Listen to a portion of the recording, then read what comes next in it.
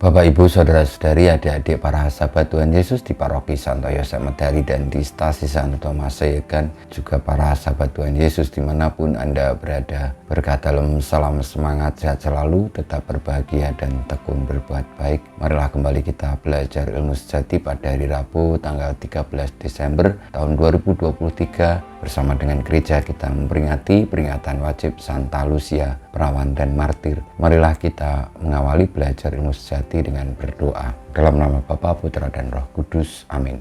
Allah Bapa, sumber cahaya abadi, dengarkanlah kiranya kami berkat bantuan Santa Lucia, perawan dan martirmu. Semoga kemuliaannya yang kami peringati di dunia, kelak kami saksikan pula di surga. Dengan pengantaraan Tuhan kami Yesus Kristus Putramu, yang hidup dan berkuasa bersama Dikau, dalam persatuan Roh Kudus, Allah sepanjang segala masa.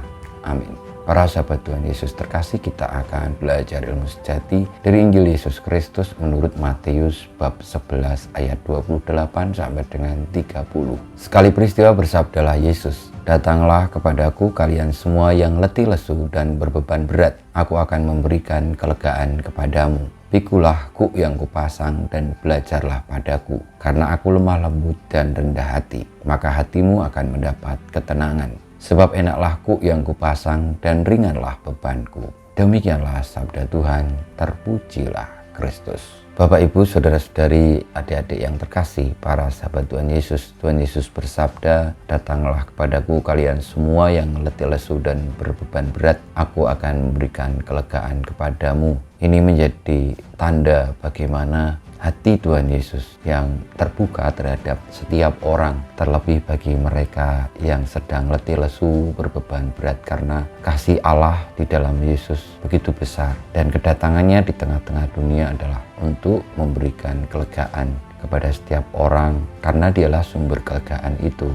Dan bagaimana orang bisa tenang, bisa lega, yakni ketika hidupnya sesuai dengan sang kebaikan, sang kebenaran. Ketika orang hidup di dalam kebenaran, di dalam kebaikan, maka jiwanya akan tenang. Tetapi ketika orang hidup di dalam kejahatan, di dalam segala macam kesesatan, ketidakbenaran, itu lalu orang akan mengalami ketidaktenangan.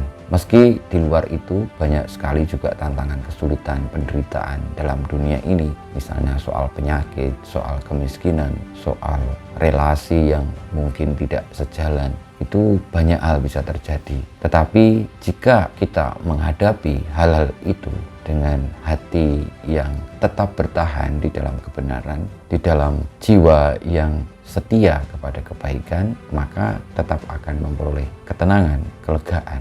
Saudara-saudari yang berkasih, marilah kita mendengarkan ajakan Tuhan Yesus untuk datang kepadanya. Karena dengan berpaut kepadanya, sang sumber kebenaran, sumber kebaikan, dan hidup kita juga dicerahkan, diterangi, didayai oleh sang kebenaran, sang kebaikan itu, maka kita akan menjadi tenang. Segala beban berat, letih lesu kita yang disebabkan oleh tantangan, godaan, oleh karena kejahatan, oleh karena ketidakbenaran, akan dikikis habis, akan diusir, dan akhirnya kita berhak untuk mengalami ketenangan, kelegaan itu. Kita mohon berkat Tuhan, kemuliaan pada Bapa dan Putra dan Roh Kudus, seperti pada permulaan, sekarang, selalu, dan panjang segala abad. Amin.